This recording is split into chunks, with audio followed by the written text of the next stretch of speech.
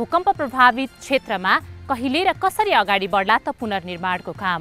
आजको साझा सवालको बहस भूकम्पपछिको पुनर्निर्माणमा केन्द्रित।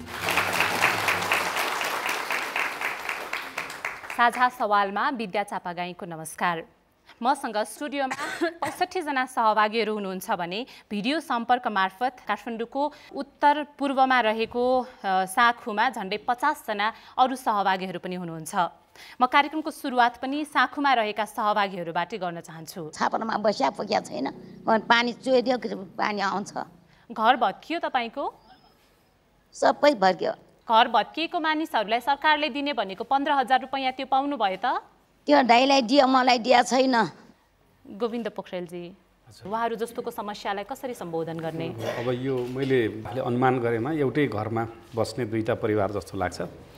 अब त्यो स्थानीय स्तरमा जुन तथ्याङ्क सङ्कलनकर्ताहरूको गल्ती हो यो, किनभने घर भौतिक रूपमा एउटा भयो भने त्यो घर परिवारभित्र 3-4 जना परिवार बस्न सक्छ। उहाँले दाइ भन्नुभयो, उहाँ चाहिँ उहाँको सायद त्यही घरमा बस्ने बहिनी हुनुहुन्छ। अब यस्तो कुरालाई हामीले अहिले फेरि यो केन्द्रीय तथ्याङ्क विभागलाई परिचालन गरेर फेरि पनि थप तथ्याङ्कहरू हामी सङ्कलन गर्छौँ र यस्तोलाई हामीले एड्रेस गर्छौँ। तपाईँहरूले सिफारिस गरेकै कारण भूकम्पपछि परिवारको सङ्ख्या वात्तै बढ्या हो? यो हाम्रो तथ्याङ्क चाहिँ अगाडिको तथ्याङ्क र अहिलेको पछिको तथ्याङ्क एउटै मेल खाँदैन। 2-3 वर्षको अन्तरालमा के अरे सङ्ख्या धेरै बढेको हुन्छ नि। अहिले सरकारले के खोज्यो भने चाहिँ कानुनी वैधता खोज्यो। समाजमा त के हुन्छ भने जस्तै विशेष गरी चाहिँ ग्रामीण बेलमा अहिलेको चाहिँ स्थितिमा के हुन्छ भने जस्तै एउटै घरमा चाहिँ घर चिरा बनाएर 3-4 वटा दाजुभाइ बसेको हुन्छ भनेपछि घर एउटा भत्क्यो, त्यसपछि अनि त्यो नाम बाउको नाममा हुन्छ, त्यो जग्गा र लालपुर चाहिँ बाउको नाममा हुन्छ। त्यो लालपुर चाहिँ भएको र घर चाहिँ जसको नाममा छ त्यसलाई मात्र दिने कारणले गर्दाखेरि समस्या पैदा भएको हो। तपाईँहरूको पनि यस्तै खालको प्रश्न छ भने म यहाँनिर चाहिँ तपाईँहरूको प्रश्न जिज्ञासा लिन चाहन्छु। घर पुनर्निर्माण गर्ने कुरा छ, त्यसमा चाहिँ अब फेरि सरकारले घर बनाउने एउटा मापदण्ड तयार गर्नुभएको छ। 6 फिट गल्ली या 6 मिटर बाटो छोड्नुपर्ने छ। अब त्यो दुवा न दुपैसा बनाएर 4-5 परिवार बसिराखेको घरमा अब त्यो 6 मिटर बाटो र 6 फिट गल्ली छोड्ने बित्तिकै त्यो जग्गा त पुरै जाने भयो। भनेपछि अब नेपाल सरकारले पुनर्निर्माण गर्ने हो कि या जनताको बिचल्ली बनाएर सडकमा पनि बस्ने ठाउँ नराख्ने हो? मैले गोविन्द सरबाट लिइहालेँ यसको जवाफ। अब ग्रामीण परिवेशमा जमिन धेरै हुने भएको हुनाले अलिकति समस्या छैन, त्यहाँ नजिक अर्को घर पनि बनाउन सकिन्छ। किनभने यो 2 लाख रुपियाँ जुन सरकारले राहत स्वरूप दिने भनेको छ त्यो एउटा घरलाई दिने हो, एउटा परिवारलाई, एउटा घरलाई। तर सहरमा यसको समस्या छ। त्यसमा चाहिँ हामीले त्यही स्थानीय वडाबाट सिफारिस आएपछि यदि अब जस्तै उहाँले 2.5 आनाको जग्गा भन्नुभयो होइन, 2.5 आनाको जग्गामा अब 3 परिवार पनि बस्न सकेको हुन्छ। अब त्यो स्थानीय लेभलबाट त्यो सबै सर्टिफाइड हुनु पर्यो। कुञ्चनाजी, भूकम्प प्रभावितहरूलाई सहयोग गर्न उनीहरूको घर बनाइदिन तपाईँ र तपाईँको श्रीमान सँगसँगै गाउँमा 2 महिना करिब बस्नुभयो, गाउँमै बस्नुभयो। त्यहाँको नागरिकको मनस्थिति तपाईँले कस्तो पाउनुभयो? सरकारप्रति उनीहरूको अपेक्षा के रहेछ? फर्स्ट त हामीलाई के भने हामी तपाईँहरूलाई घर बनाइदिन्छौँ, थाई घर, तपाईँ एउटा फ्यामिलीलाई एउटा घर बनाउँछौँ, 20 घर हामी यसरी निर्माण गर्छौँ 20 जना फ्यामिलीलाई भने बित्तिकै उहाँहरूले पत्याउँदै पत्याउनु भएन। एउटा कलाकारिता गर्न छोडेर घर बनाउँछु, त्यो पनि तपाईँको 3.5 लाख 4 लाखको थाई घर, त्यो विश्वास गर्ने कुरै भएन। होइन, तपाईँहरूको कुरा हामी विश्वास गर्दैनौँ, सरकारले हामीलाई 2 लाख दिन्छु भनेको छ।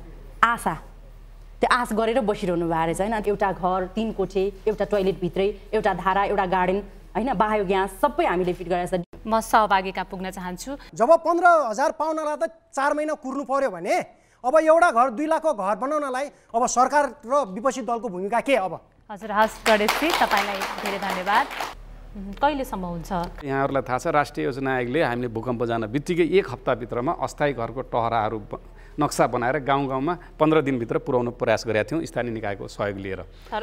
होइन, पुग्यो, धेरै ठाउँ पुग्यो होइन, पुग्यो।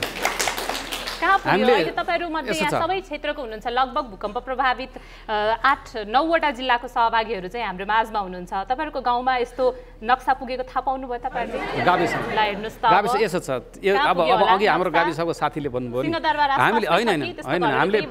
हामीले प्रिन्ट गरेर जिल्ला विकास समितिमा पठायौँ। तर त्यति बेला हाम्रो गाविसको साथीहरूको काम अघि 53 वटा काम भन्नुभयो नि, व्यापक धेरै काम भयो। त्यसकारणले अब हामीले प्राविधिक जनशक्ति सहित त्यो गाउँमा पठाउँछ छैन भन्दिदा भइगयो त त्यसो भए? होइन पुग्छ त। किनभने अहिले जुन 2 लाख रुपियाँ पाउने छ त्यसमा इन्जिनियरले गएर भेरिफाई नगरिकन नक्सा नगरिकन 2 लाख रुपियाँ पाउँदैन। नुवाकोटमा एउटा विद्यालय बनाएको थियौँ होइन, अनि थाहै बनाउनलाई गएको त्यही बेलामा पनि इन्जिनियरिङ जब 17 गते सरकारले स्कुल ओपनिङ गर्ने, हामीले 12 गते नै विद्यालय निर्माण गरेर ओपनिङ गऱ्यौँ, इन्जिनियर आयो 18 गतेतिर चेक गर्न।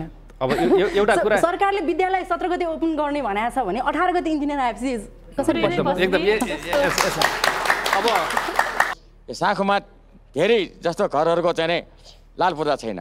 अब जुन यो 2 लाख रुपियाँ दिने सम्बन्धमा 15,000 दिने जस्तै भूकम्प पीडित कारबाट दिने हो कि कुनै चाहिँ प्रमाण लिएर दिने हो? प्रमाण लिएर दिने हो भने चाहिँ त्यो 2 लाख रुपियाँ लिन नसक्ने यहाँ चाहिँ 40% हुन्छन्। त्यसकारण त्यसले तपाईँहरूले के व्यवस्था गर्नुभएको छ? धन्यवाद तपाईँलाई। सभासदज्यू, नुवाकोटमा पनि यस्ता खालका समस्याहरू छन्? यस्तै उहाँले भने चाहिँ लाल पूर्जा नभएको भूमिहीनहरू जो छ नि, अहिले सामान्य टहर बनाएर बसेका अथवा हिजो लाल पूर्जा नभएको सार्वजनिक जग्गामा घर बनाएर बसेकाहरूको समस्या आफ्नै छ। यसलाई चाहिँ एउटा चाहिँ समस्या हल गर्नको निम्ति एउटा यो जिल्ला स्तर अथवा राज्यले नै एउटा चाहिँ एक खालको चाहिँ अहिले तत्कालको निम्ति त्यो खालको चाहिँ बनाऊँ, नीतिगत हिसाबले हामी यसरी जाउँ भनेर हामीले पटक भन्यौँ, त्यो सम्भावना हुन सकेन। स्थानीय निकायको सिफारिसमा स्थानीय गाविस सचिवजी हुनुहुन्छ, समुदाय छ, उहाँको सिफारिसमा त्यो सम्बोधन गर्नुपर्ने हुन्छ। हजुर, हस्, म यो बहस चाहिँ यहीँ टुङ्ग्याउन चाहन्छु। स्टुडियोमा रहनुभएका तपाईँ सहभागी, भिडियो सम्पर्क मार्फत साँखुमा रहनुभएका तपाईँ सहभागी अनि दर्शक र श्रोता सबैलाई धेरै धन्यवाद। कार्यक्रमबाट आजका लागि हामी सबैलाई बिदा दिनुहोस्।